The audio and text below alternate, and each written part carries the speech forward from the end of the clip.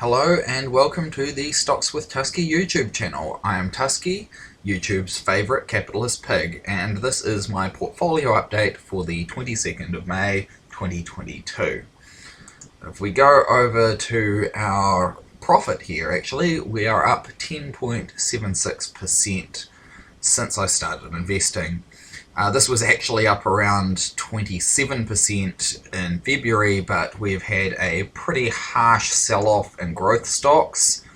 Fortunately, my value and dividend plays have been holding up the portfolio somewhat, but it's been pretty brutal, as we will see when we come to the first stock to talk about here today, which is the A2 Milk Company.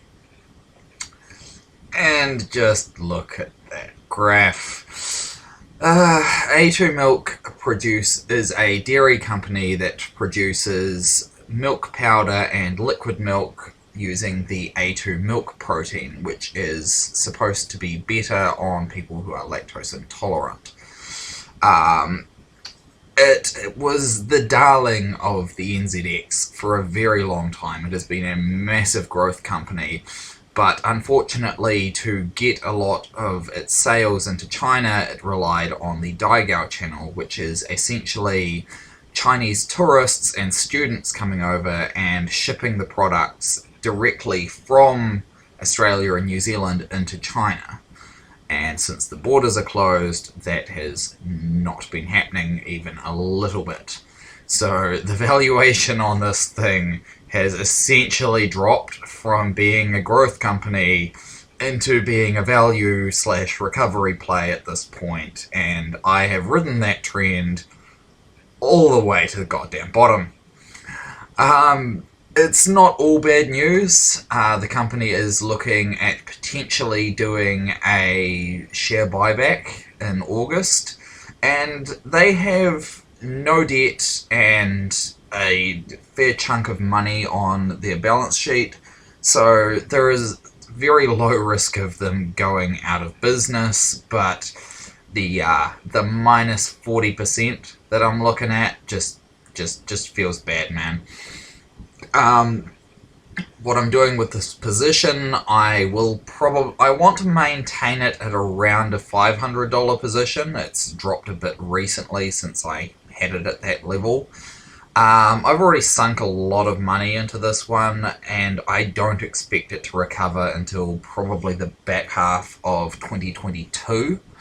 So this is just holding, and if it keeps dropping, I will keep averaging my percentage down. And I am looking at keeping this for the long term. Eventually it will be a massive dividend payer in the long term.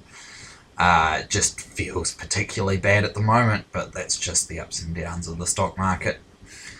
Next one on the list is Aft Pharmaceuticals. Now, I've been in this one virtually since I started investing, I think. If I pull it up on the 5-year, when it's done loading. Nope. No, it just hasn't been on the... Oh, there we go. Yeah, this is around... I started in March, so not quite. But yeah, this is around when I started investing.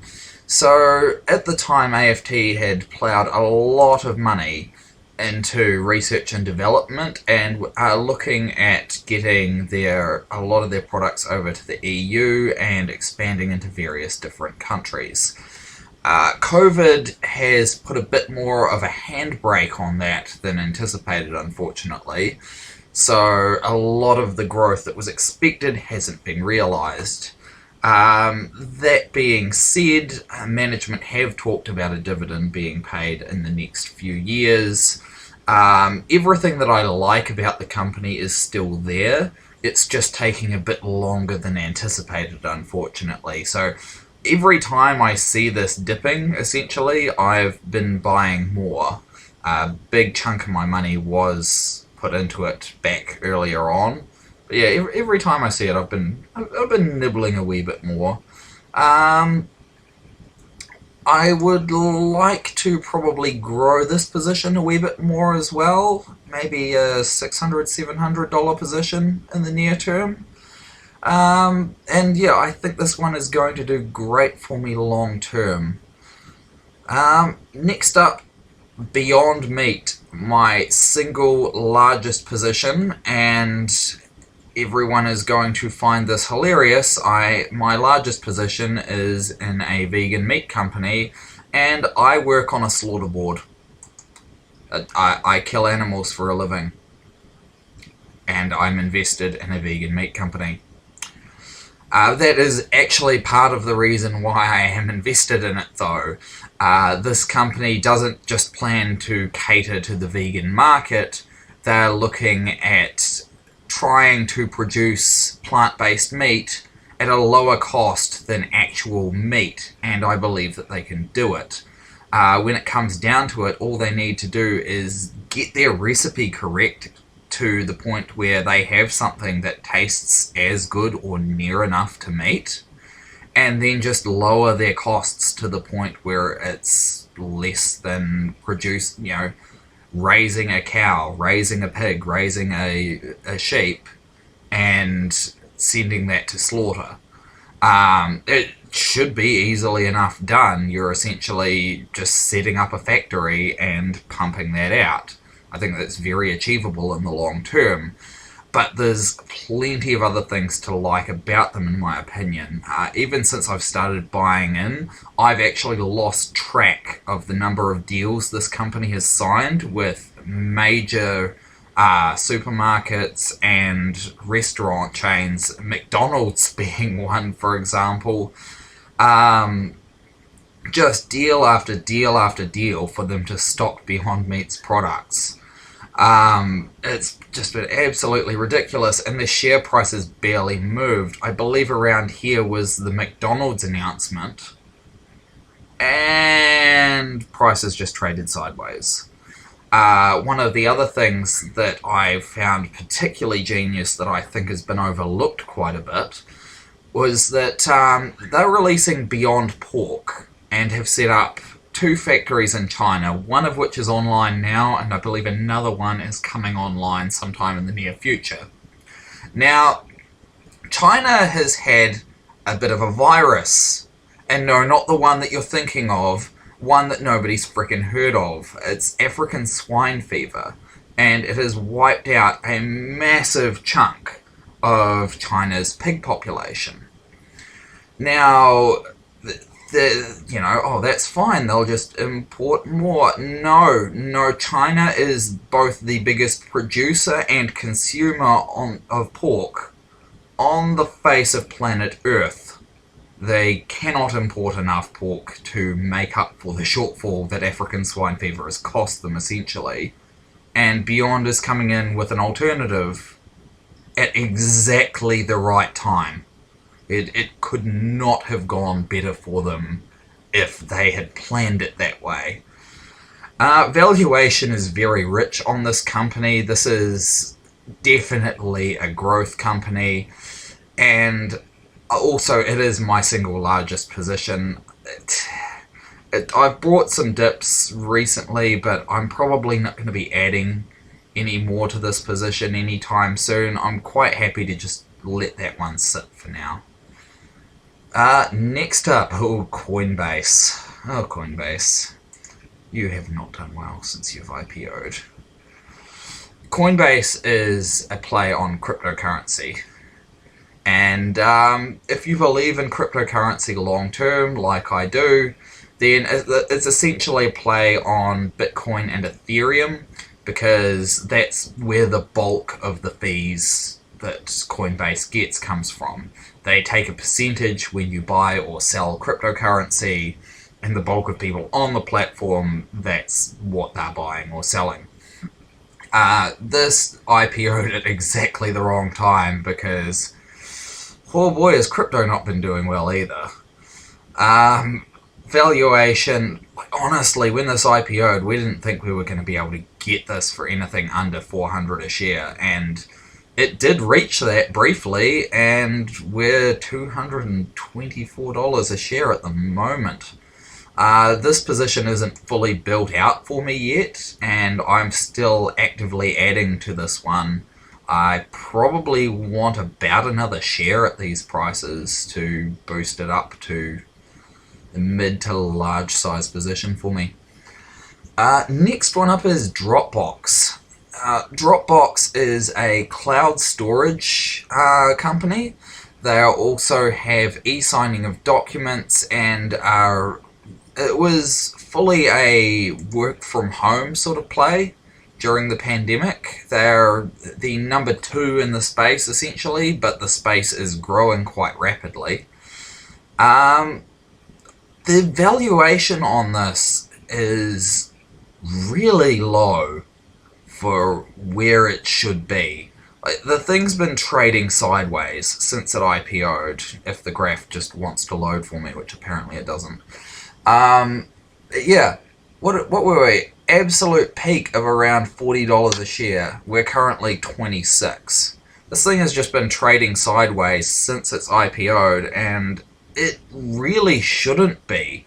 Earlier on, they brought back some of their own shares because the valuation was just that low. They've also recently set some of their own employees to work from home, so we've had some expenses in the short term, and that was because, getting your employees to work from home is excellent for efficiency, but they had an entire office block that they were paying lease on, so they got pinged with fees for that. And there were also auxiliary staff like cleaners and cafeteria staff and things like that they had to pay severance to lay off. So that hit them a wee bit in the near term, but the entire time that the NASDAQ has been dropping and tech companies have been selling off, this company's just been holding firm. I think the rotation into value has been doing nothing but help Dropbox recently. As for what I'm doing with the position, could probably stand by a few more shares in this one. Wouldn't mind getting it up to around $700 US. I'm up almost 30% at the moment. She's sort of goes up and down a wee bit, but I'm trading in around that range. But yeah, I think this one could potentially go to $50 a share, and I would like to have a bit more in the company before that happens. Right, next up, my Boomer Oil play, which I am absolutely loving at the moment because we're up 54%. I bought this one a bit earlier on, and I'm definitely not buying any more at the moment. It is an oil and natural gas company in the States. They've also just recently brought out some of their competition, which has greatly increased efficiency. Now, I originally brought this as a dividend play, and at the time, she was paying around a 10% return. But COVID hit, and also there was the buyout of another company as well, so they are being mindful of their debt and have halved the dividend to pay down the debt and to expand the company. And honestly, I approve of that. That's fine. If the company's growing, then rather than borrow more money or try and raise more equity from shareholders, I'm quite happy for them to withhold some dividends in the short term if they're using it to expand the company. I'm, however, just holding this one for the long run. I won't be adding anything more to the position. It'll just be a long-term dividend play for me. I'm going to reinvest the dividends that it gives me. But other than that, this is just going to be... It's something that I grabbed when the valuation was a lot more attractive than it is today, and I'm just happy to hold it from here on out. And topic of dividend plays, we have one of my New Zealand one, Helen Stein's Glassons. Now, this is another company that has no debt whatsoever on their books. The only thing around this one is I wish I'd bought it a lot sooner. It's a retail clothing company. Look, I'm not into high fashion, guys. Like, I'm a bit of a metalhead. I do not shop at this place, but I'm quite happy to take money off people who do. just generally, I just think it is an excellent valuation for it. It's a decent dividend yield, but while we're here, that dividend yield, Sharesies, honestly, Sharesies, get your shit together, because that's not correct. It's actually around a 5% dividend yield at current prices. Anyone who purely invests through Sharesies needs to be aware of that, because the numbers that they have on here are not necessarily always correct. It's best to go and look at Yahoo Finance or simply Wall Street or something like that. Just make sure you're getting correct numbers on these things.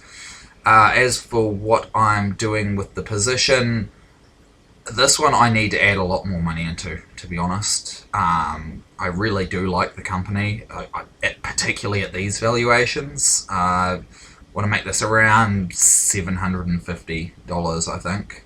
So I'll just be continuously adding to this. Next one up, my banking stock, my only banking stock, and one that I'm actually shifting my mortgage to right now because their mortgage rates are excellent, Heartland Group Holdings. This is the smallest banking stock on the NZX and also the best one in my opinion. For those of you who don't know, the only bank stocks we have are Westpac, ANZ or Heartland Bank. Westpac is absolute hot garbage in my opinion, and I wouldn't touch it with a 40-foot barge pole. ANZ's alright. I don't mind ANZ. I haven't looked at it in a long time, but back when I was, I didn't see any particular problem with it. I just liked Heartland Bank way better. The valuation even now is still pretty good. And the dividend is also pretty damn attractive. Keeping in mind, I think when I started buying this stock, the dividend yield was around 10%. And also, I'm up 37% on this position. I'm doing flipping well on that one. Just pat myself quietly on the back there. But, so at the time, it was an absolutely fantastic buy, but they've actually been forced to cut their dividend in half, and that's a restriction that's been put on them by the Reserve Bank of New Zealand. So that holds until July next year, and then at that point they will be able to pay full dividends again. So that 4% dividend, or 4.8 if Sharesies is actually accurate this time, will actually double when they're able to return to paying full dividends again. So even at current prices, I really love this company. As for what I'm doing with the position, it's already a large position for me. I would be quite happy to get this to $1,000 or 1,500 in the short term. Like I like this company that much. It's one of my favorite companies on the NZX in particular at the moment. Next one up is a new position for me, and I've only just started putting a little bit into it. Lockheed Martin. Lockheed Martin is an American military, security, and aerospace company. They make jets, they make drones, they make missile systems. It's considered to be an unethical investment by a lot of people, but moving rapidly on. They are a very large company that is at a decent valuation at the moment, and one of the things that attracts me to it is a dividend growth company. So this thing just constantly grows its dividends over time. It's been doing fairly well over a long period of time. Like, the only thing that would hurt this really is if the US decides that it wants to stop spending on its military, which, a lot of its revenue comes from government contracts. So essentially having the backing of the most powerful country in the world, unless China decides that they want to try and change that, there's a lot behind Lockheed Martin. I'm probably only going to leave it as a fairly small position for now, it's one that it's probably a bit early for me to be looking at dividend growth stocks. I should be looking more at growth stocks and things like that at this point with a portfolio as small as mine. But eventually I'm just going to slowly funnel more money into it, and as I grow more wealth, I will start looking more into companies like this. This is just a wee bit of a beginning of it. Next one up, Metro Performance Glass. Now this is one that one of the guys on Stocks with Sam's Discord put me onto. And once again, at the time, it was a fantastic buy, and I believe that it still is. They've had a bit of trouble. They'd expanded into Australia, had a bit of debt. They weren't profitable. And if you have a look at the 5-year chart in particular, like, it doesn't look too pretty. It's a value play. They used to pay dividends. They're looking at reinstating that at the future.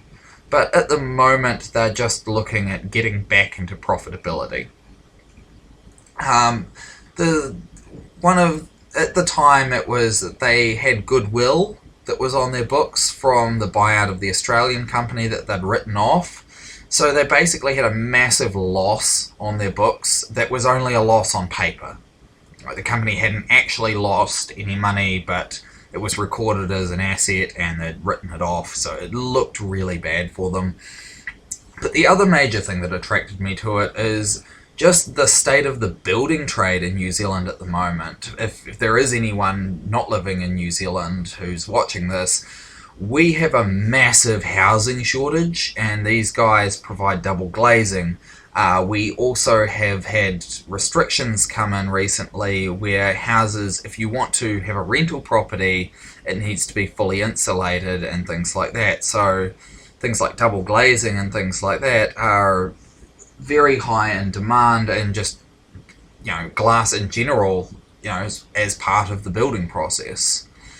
So it's a bit of a play on building manufacturing trade as well as being undervalued. I've been holding it for a bit. We're decently up. And the company's even talking about reinstating a dividend eventually, which would be nice long term. I definitely haven't put as much money as I want to in this one though. That probably wants to be around a $600 position. The only reason I haven't is because I bought and the thing just kept going up and feels bad to average up, but I really need to get over that and just do it. Next one up, Oceania Healthcare, my rest home play. Now, I used to be holding Arvida and Somerset as rest home plays, but I shrank them down because I'm trying to only hold one company per industry that is my pick of that industry, and for the valuation at the time, that was Oceania. I love the rest home industry in general. It is a very capital efficient model. So essentially, if they are selling you a unit for $200,000 for you to live in, they keep the capital gains on that when you move out or for whatever reason want to leave that unit for whatever reason. They will only pay you back that original amount. So it's a bit of a play on property like that. They keep the capital gains. Also, at the same time, it's essentially an interest-free loan to the company for them to use that amount of money to go out and build another unit. So they're taking your $200,000 deposit, building another unit, and then when eventually you do decide to sell and leave the unit, or pass on, unfortunately, which is what to happen when you get to that sort of age, if that's gone up to $250,000, they will then sell that unit to the next resident for $250,000, pocket the difference, and then that's another $200,000 that they can use to go and build another unit. Oceania, it's dark. It's a bit of a dark one.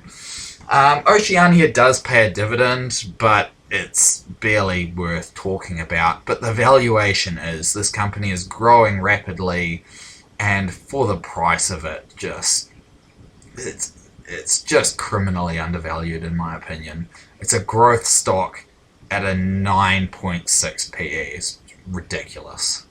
And you even get dividends while you wait. As for what I'm doing with this position, it could do with a bit more growing. I think this could be a $750 position. Might even put it up to 1,000. The dividends, as I said, are nothing to write home about, but they're there and it's nice, and just gives me an opportunity to reinvest them and have a few more shares. Alright, the last position on the list is Qorvo. Now, this is an interesting one for me because it's not necessarily one that I ever would have come across on my own. I was actually talking to a friend who has done an engineering degree, and he was only just starting to get interested in the stock market. And one of the things that I was trying to say to him essentially was to look at something in his industry, look at a company that he understands, sort of like Warren Buffett style, understand the business that you're investing into, which is a lot of the reason why I love Beyond Meat. So this is he uses some of this company's products, and we started looking into them, and the more we started looking into them, the more we liked them. So they make radio frequency solutions for mobile and infrastructure and things like that. I think the specific thing that he was using was something in engineering that measured distances over like long distances, and it was down to like the millimeter calculations of how far away it is. You put a sensor in one spot and moved to another hill or something like that, and it would tell you to within the millimeter what the distance was. But then, just the more we looked into it, the more we liked it. They do 5G technology. They've got contracts for the rollouts in China and the United States. They have defense and aerospace applications. They put some of the 5G chips in Apple and Samsung smartphones. And Apple's results have come out not too long ago, and they were absolutely fantastic. So I'm expecting good things from these guys as well. No dividend or anything like that anytime on the horizon, but I definitely want to grow this position. I probably want another 2 or 3 stocks in this one. I'd like to make it around a $500 US position. But that is it for my entire portfolio. Now, one of these days soon, I'm going to figure out how to edit videos, but today is not that day. Alright, I hope to upload more videos more frequently from here on out, guys. Later.